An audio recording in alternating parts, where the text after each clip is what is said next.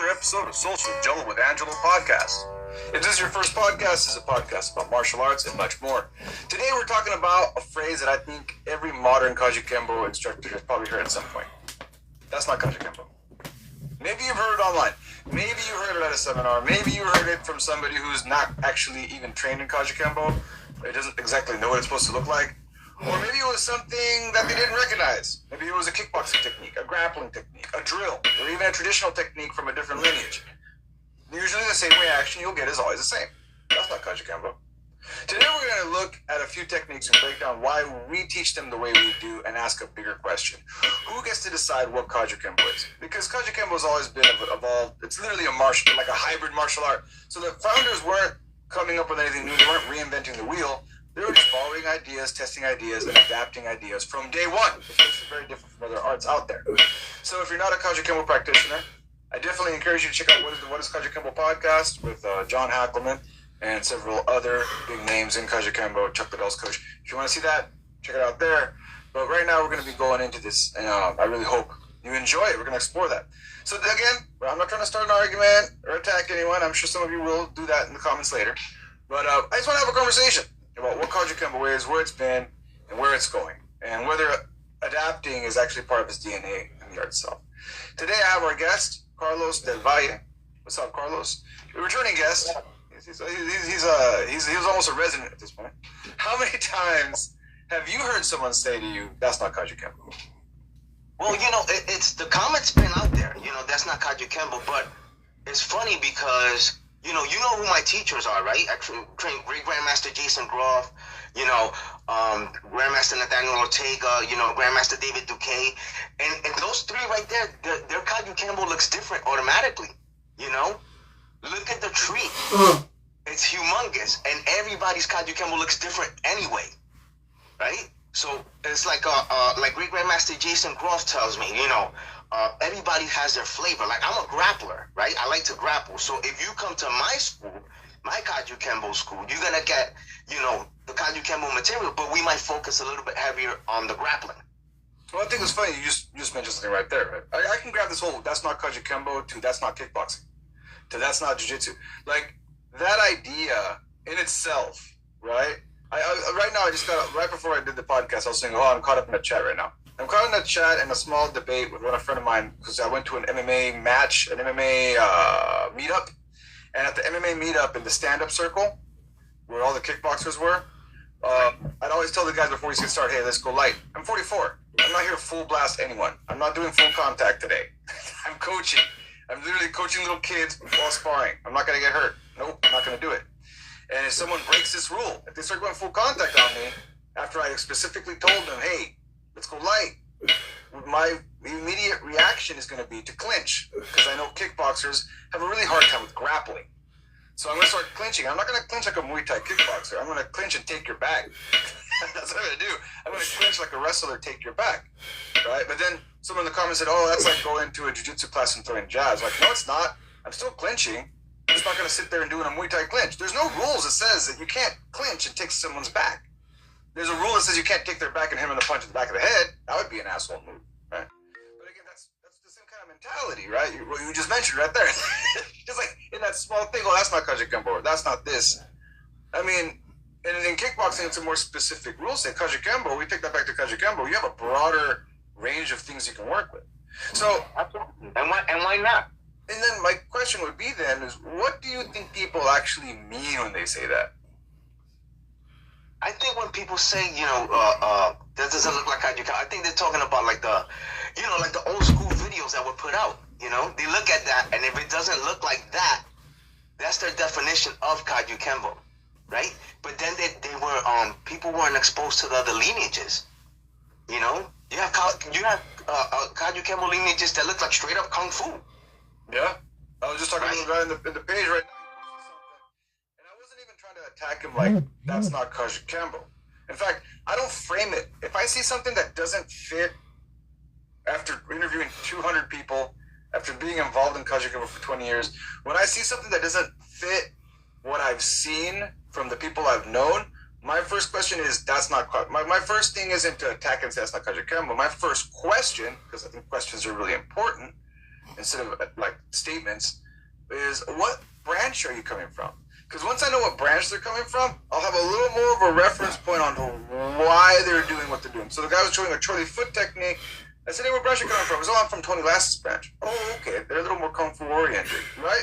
Automatically. And then he's like, and then even he said, oh, you know, I started going more into the kung fu stuff and more. That's great. Right. Awesome. I think people, when they ask that question about, it's not even a fucking question. It's an attack. That's not Kaji Kembo. Is not a question, right? I think what's happening is in their head, they are afraid that this is someone who's claiming Kajukenbo when they're not Kajukenbo at all, which is what we both know. Fucking ridiculous, bro. If I'm gonna fake claim something, I'd rather fake claim like Gracie Jiu-Jitsu because that'd get me more students than the marketing for Kajukenbo. Yeah.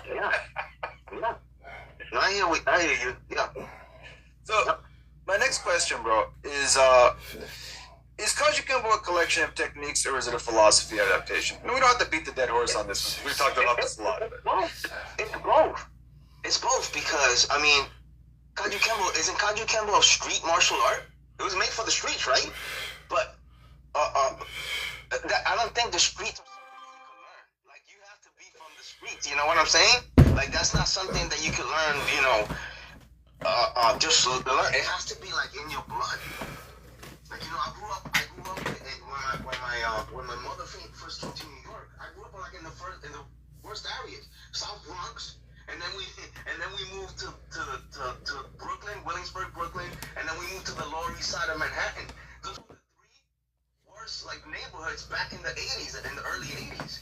And I'm the Puerto Rican guy from Puerto Rico that looked like a white boy. So you know, I had to fight. You know.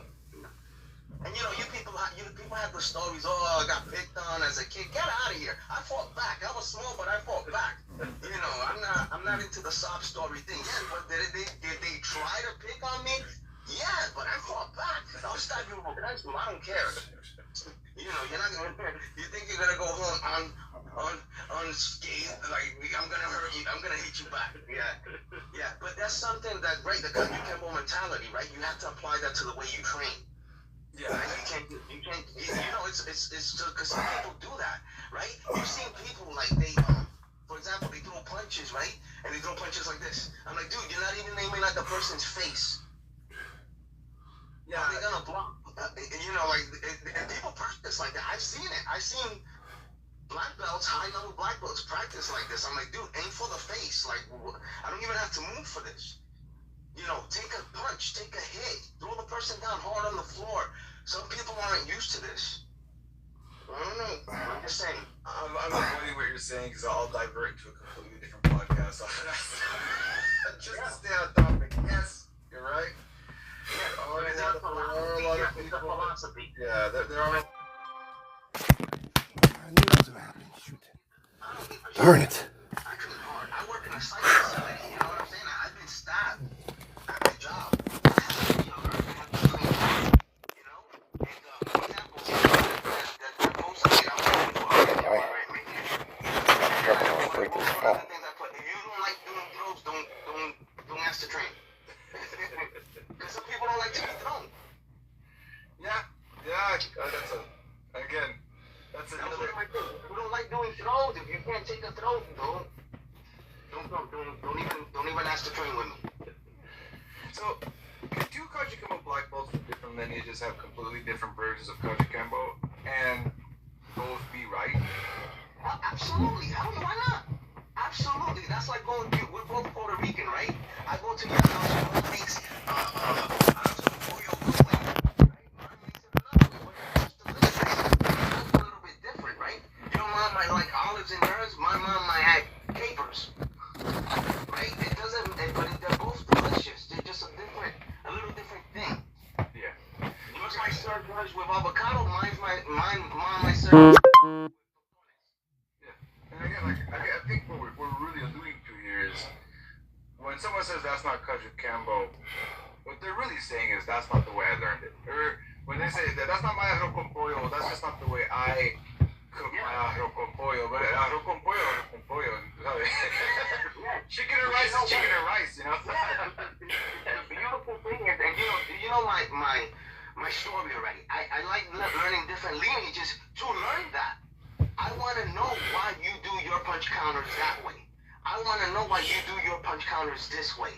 And you should be able to, be like, oh, okay, this is this lineage. Oh, that's that lineage. Are they wrong? No, man. Put them in the database. Put them in the database. Learn them. Ask a few questions. All right. Well, I think that is a great way to segue into our next part. So what we're really going to do now is we're going to take a look at techniques that I've taught, that Carlos has taught. Take a look at them, and we're going to talk about why we teach them the way they do. And hopefully, for those of you watching, this will give you an idea of what instructors, what black belts look at when they're looking at stuff, why they do what they do, and also keep an eye out about how we may or may not criticize how we do things differently. Because online, it can get really easy to attack someone and not just ask questions. It can get really easy to attack someone and not ask questions to get their context. So keep an eye on that. Our first technique coming up, Carlos does this kind of out of the box thing, right? He trains out of a Gracie Baja. Oh, he's out of a lot of places, but one of the places he coaches is a Gracie Baja school. And he does this series called Connecting the Dots, where he puts together other arts and connects it back to Brazilian Jiu-Jitsu and how it can be applied there. Here's a video that we took from that series, and I'm just going to go ahead and hit share here. So, also, if you're watching this as a listening to this as a podcast, I highly recommend that you just talking about. We will try to break down what we're looking at as we see it, but just keep that in mind if you are watching this podcast. So here's our show right here. Here's Carlos. Carlos, you have a stick in your hand here from the screen series. I have the volume on. Do you want me to turn the volume off, or do you want to hear what you had to say first? I could explain that as we go. Do you want me to explain it real quick? Well, what I'll do is I'm going to press play. I'm going to turn off the volume. If you're going to talk, I'm going to turn off the volume so you can talk right now. That probably works. Okay, no problem. So I'm going to turn off the volume right now and just explain real quick what you're seeing here. Right? Alright, so this is for my series Connecting the Dots. So what I'm doing basically here, I'm showing the 12 angles of attack from Serrata Eskrima and how they could be applied to your grips, right? For jiu-jitsu or judo or sambo, any grip art, grappling art that you do. So that's strike number 1 right there. Okay, strike number 1 is when you're hitting with your stick to the shoulder blade. Look, I'm going to show it right now, see? That's the attack, right? And then what it is, I apply those same movements, right, to my grip, see? It translates to the first grip. All right, so there's 12 strikes, right? And I did all 12 strikes in relation to a different type of grip. Okay. And the reason why I ripped this series is because people are like, well, this is stupid. This doesn't make sense. How can this work? And I'm like, well, it works in the system that you're doing. It's just something different, right? But instead of marking it, ask questions. Right, look. Yeah, you can grab the belt. And then, Yeah. I guess my immediate question to you, so like, and it's funny, and we're going to stop right there. I think that's good for anybody watching. And then for anybody who wants to see more of this series, this entire series, this whole video is like a 6-minute video, I think. Yeah, it's a 10-minute video where he breaks it down really well. It's like almost it's a free instructional. So go on his Facebook page at Carlos Del Valle. It's a public page. You can just jump on there and you can see the whole video if you want to do that. So now my question, you said people, and I want to know what people. Let's start with the hate. What kind of hate do you receive from? We'll start with the least obvious one, right? Anybody who does Eskrima. What's the kind of hate you receive when you're like, hey, you can do grips this way, you can grapple this way, you can do this way, you can play. What's the hate? I'm gonna be honest with you. I haven't received any hate at all. Actually, people are like, I never thought about it like that. The Eskrima guys. Yeah, and a lot of people that were never taught that. Okay. They're like, wow, never thought about this like that. And I'm like, yeah, because you guys don't ask questions. It's so much easier to just make fun of something, right? Instead of people that say, oh, you're not gonna wear a key outside. The key's stupid. I'm like, dude, that looks like a shirt and pants to me. What do you mean? What do you mean? It's right there. Right there. Don't only thing is the gi's a little bit tougher, right? A little bit stronger, double weave, single weave, so we can train harder. Yeah, it won't rip off. It won't rip right away. You know, but people are starting to open up to it. They're like, I haven't received any craziness yet. They're really like, yo, I never thought about it like that. What about the other way? What about the Brazilian Jiu-Jitsu? When you bring in a Screamer stick, what do the Brazilian Jiu-Jitsu guys say? Well, they're interested in it. They're like, well, what is that? I'm like, well, it could be an umbrella. You know, look, I have this right here right now, right? This could be something that I could use with the same strikes, right? I could do the same strikes, right? But people don't see things in that manner, right? It's just easier to mock something. But I guess my question is, have you been mocked? No. Actually, I've had some good. I had one of my students yesterday. They were like, I never thought about it like that. I said, that's a really good thing. They were like, you continue making that because it opened up my eyes to different techniques. And then no one said anything bad online either. No, I've not received anything. As a matter of fact, they're like, this is very interesting. But that's the comment that I've received. But I've seen people that have made videos like that. They've been mocked and stuff like that. You know, and I'm That's like, what I was gonna say. And I wouldn't even doubt, like right now I put it on here, I'm sure someone people talk shit on my channel. Maybe I just have a harsher crowd. and it's fine. The thing is, it's right there. It's just explained as something else, right? You have that overhand, that overhand grip, all right? But it's not explained in that manner. But when you put it together, look, it's the same pattern. Oh, I never thought about that. Well, yeah, I think it's pretty cool to bring that in. How about, and then this would be my only, like I said, some external criticism. What some people have said, because like I said, I have a harsher crowd. I have a harsher crowd. People of me on my channel. What I've heard some people say is that when you're trying to do, as a Brazilian Jiu-Jitsu person, when you start bringing in like weapons, a stick, or even, we'll just keep it a stick, because if I go down the knife path, I'll never come back. With a stick, what a lot of them will get at is they feel that FMA guys spend way too much time with sticks and not real application like grappling, which has resistance, and there's a little too many flow drills happening, and that's where the main stuff happens. They spend time training all that, but they're showing you what they want you to see. Online, you want to learn some of that good stuff, come train, right? How much can you teach, on a 5-minute video, right? Yeah. What looks cool? What does everybody want to see? The John Wick stuff, right? The Hubot. You grab, you pass, this, that looks cool. But when it's time to do the real applications and stuff, that takes time to learn, right? Now it's not a 3-minute video online. Now, on YouTube or whatever. Now you got to come to class. And then the flip side critiques I've gotten whenever I showed grappling stuff on FMA pages was grappling's not going to work in the street. If you go to the ground, they're going to stomp you. That's the critique I see from the other side that I've seen from FMA guys. And they can because it's a fight. It's a fight. The person's not just going to stay there and let you do something to them.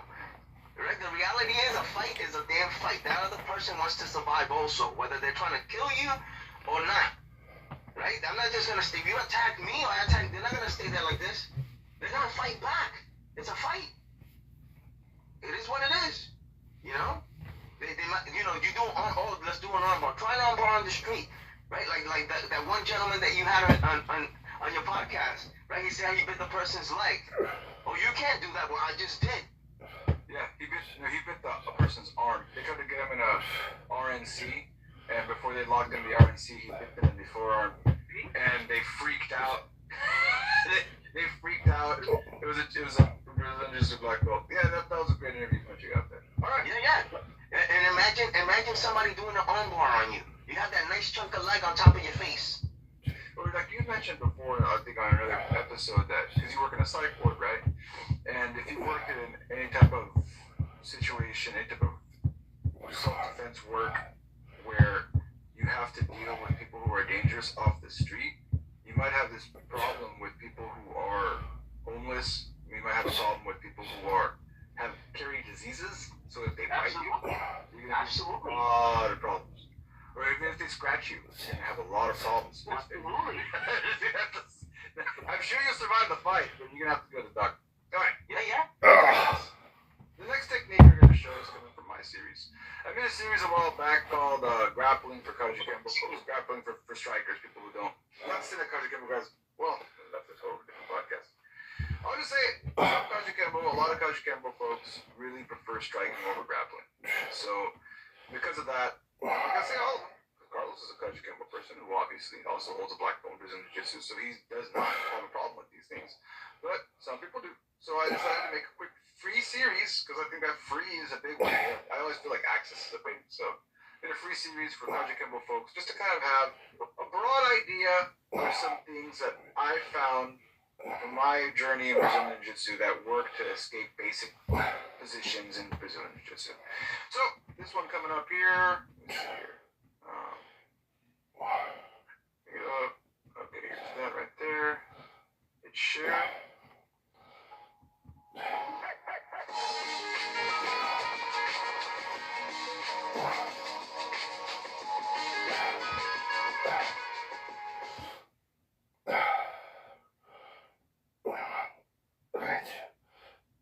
Your father is part of the experimental program. Dr. Frankenstein, we think we understand reality.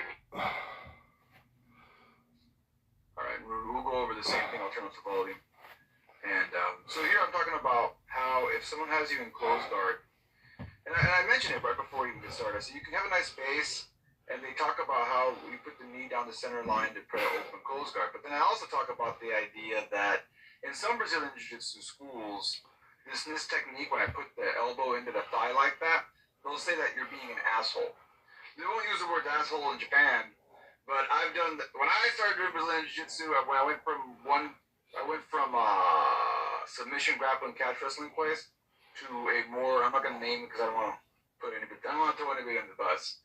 I went to a big dojo, and Carlos knows who I'm talking about, but I went to a bigger Brazilian Jiu-Jitsu conglomerate, and they told me not to do this because it's too aggressive and it's too mean to do this on.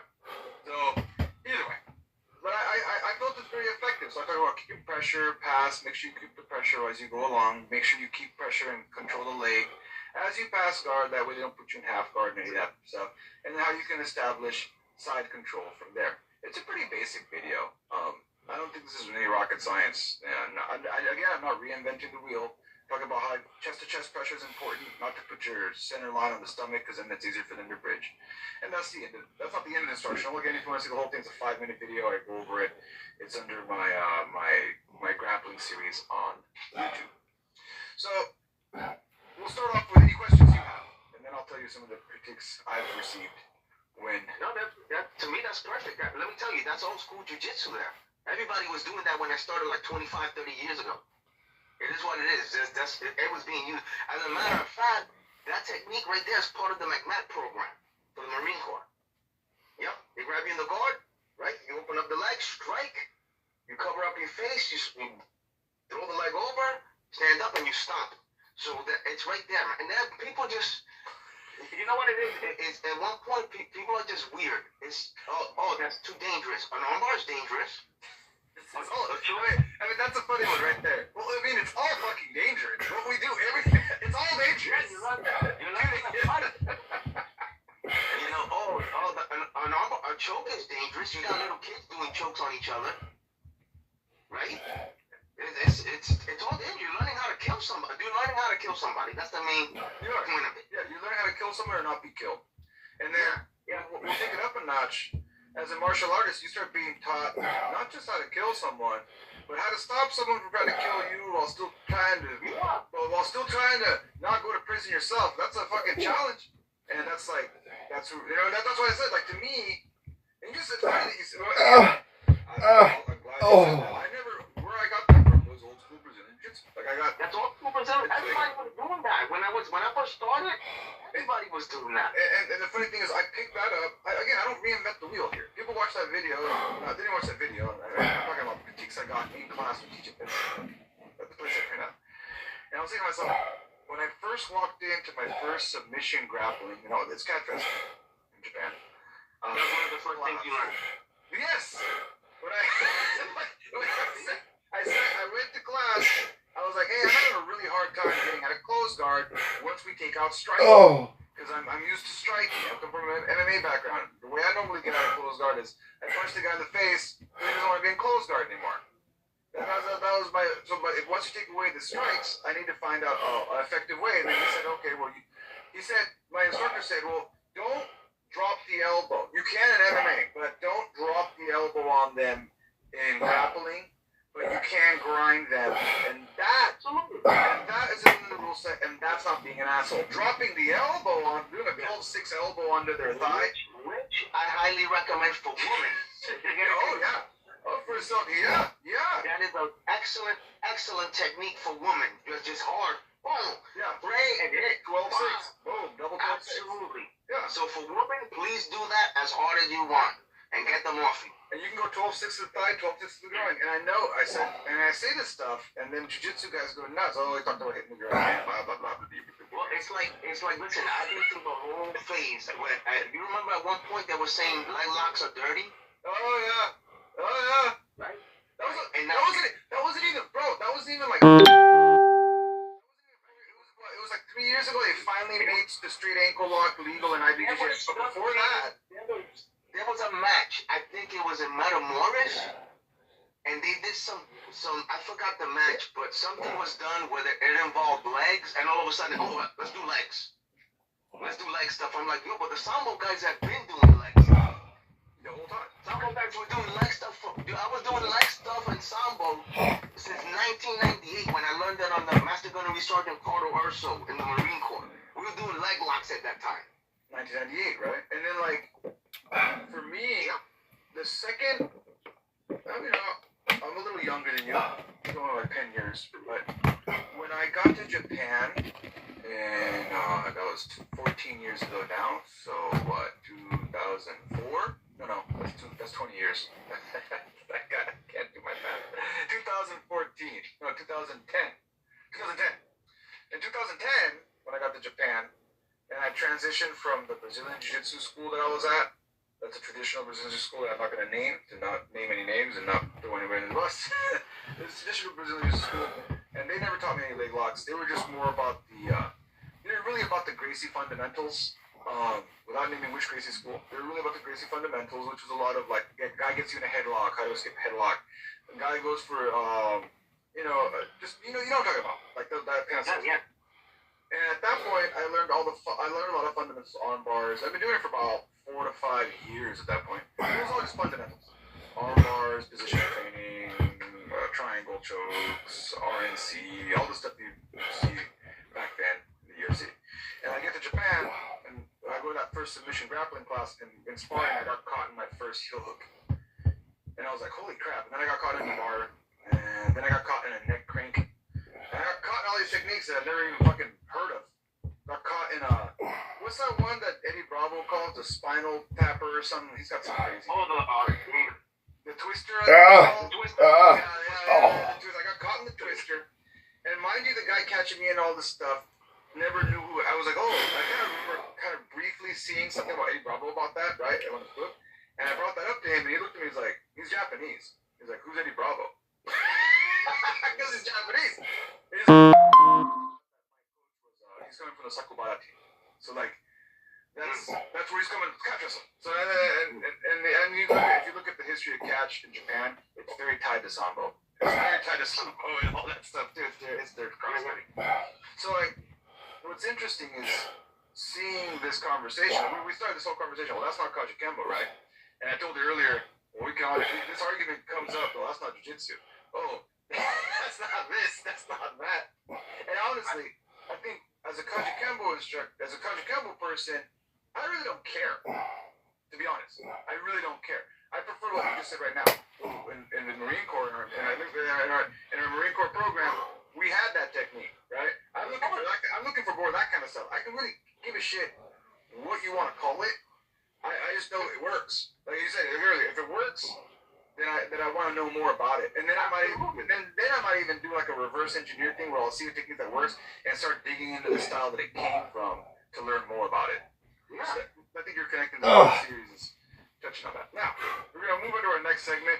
You mentioned we're teaching people, how to defend themselves, and in some cases, even how to kill each other. Even kids. I think that's a good. Yeah, we got kids choking each other, right? And in this next video, you don't have a kid choking someone, but go ahead and explain what's going on here. You're showing a technique to a 3-year-old. So I'm gonna go. Yeah. She's one of my 3-year-olds. Look, simple, fundamental.